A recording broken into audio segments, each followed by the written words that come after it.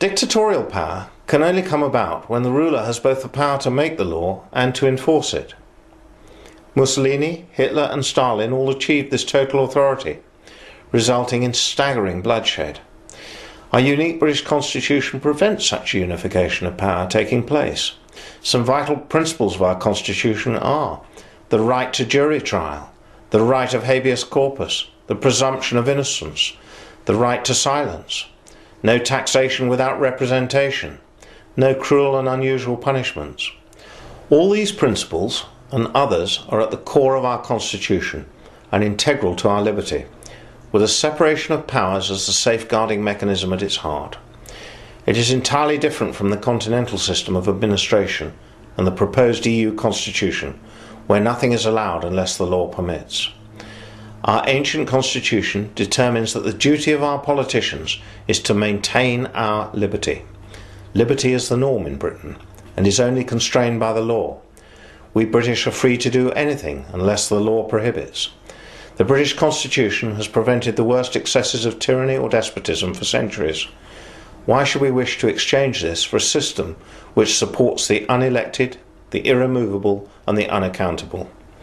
The imposition of the EU Constitution will mean the end of the British Constitution, and along with it will go all the protections we have enjoyed for centuries, including our right and our children's right of self-determination. In addition to bringing about the end of our unique British form of freedom, the EU Constitution transfers significant political power to Brussels. This, together with the combined losses brought about by the 5 treaties, means that the British people will no longer be free to govern themselves. We are close to the end game. But the EU Constitution, we were informed, could only be implemented if all 25 countries ratified it. Christopher Booker has been examining whether or not that condition has been observed, and what the EU Constitution really means.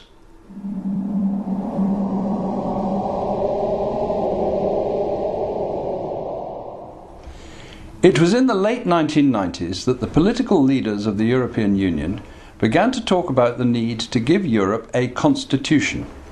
For decades they had been proceeding with their plan to assemble a supranational government for Europe by stealth.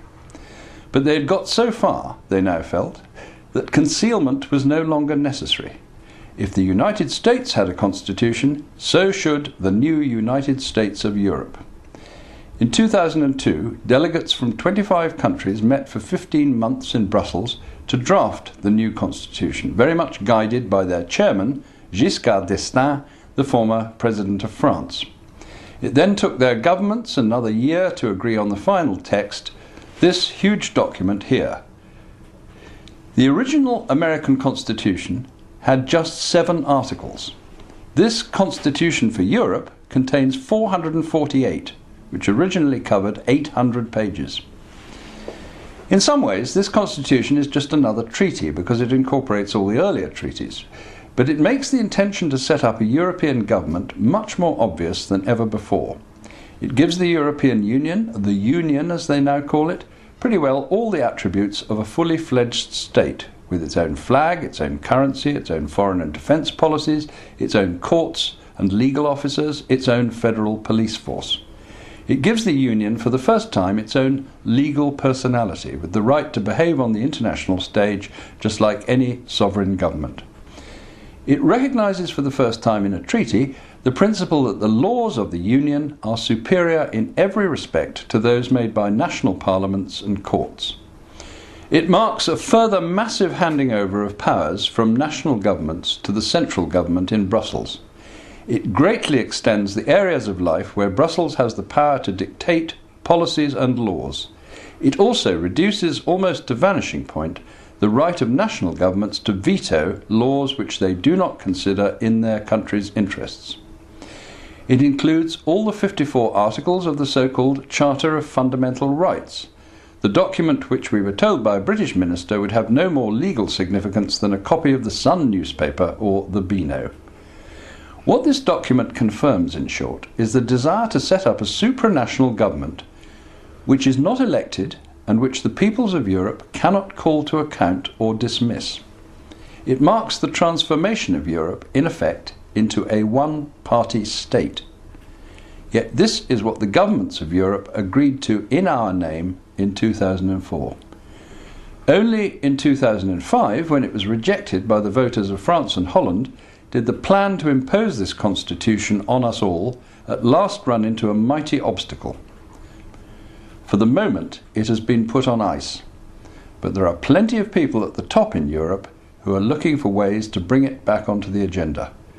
Meanwhile, they are already pushing ahead with many of its contents, from a European space programme to a common defence policy, just as if their constitution was already legally in force. They are not going to give up. The EU constitution sweeps up those few areas of governmental power that still, just about, remain British. But what about our economy? Whoever controls the currency controls the country, and at the moment we still have our own currency, the pound sterling. Signing up to the EU constitution would undoubtedly increase the pressure on Britain to enter the single currency. This would mean Britain's economy being controlled by the foreign bankers of the European Central Bank in Frankfurt. Ian Milne has been looking at EU economics.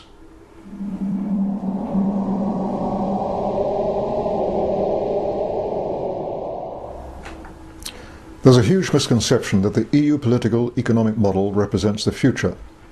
Big mistake. Let me explain. The EU model is copied nowhere in the developed world.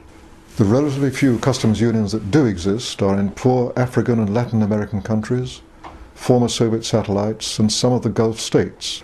But outside Europe, no major industrial trading nation, not the USA, not Japan, not South Korea, not Singapore, not Australia, not Chile, has chosen to conduct its trade via an EU-type customs union and single market.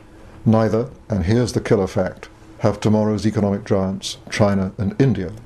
All have chosen user-friendly, light-touch, government-to-government arrangements. That's the future, trade-wise. The claim that the UK needs the EU for its trade and jobs is an empty one. Over 90% of the UK economy is not involved in exporting to the EU. The USA, not in the EU, sells more to the EU than the UK does, without paying a penny to Brussels or imposing 1 ounce of EU regulation on the US economy. The UK has a huge and growing deficit on its trade with continental Europe, and the cost of UK membership of the EU massively outweighs the benefit. British access to the 6% of the world's population living in the EU costs us a fortune. The Treasury hands over £250 million of our taxes to Brussels every single week. British access to the other 94% of the world's population outside the EU is free. The fact is, the EU is the past, invented in the 1950s to meet the failures of the 1930s. But in tomorrow's world it'll soon be an irrelevance, overshadowed by the USA, China and India, all of which, as it happens, conduct their business in English. Those are the countries we have to be free to engage with, as equals, to build a better world in the 21st century. It's time this country got out and embraced the future.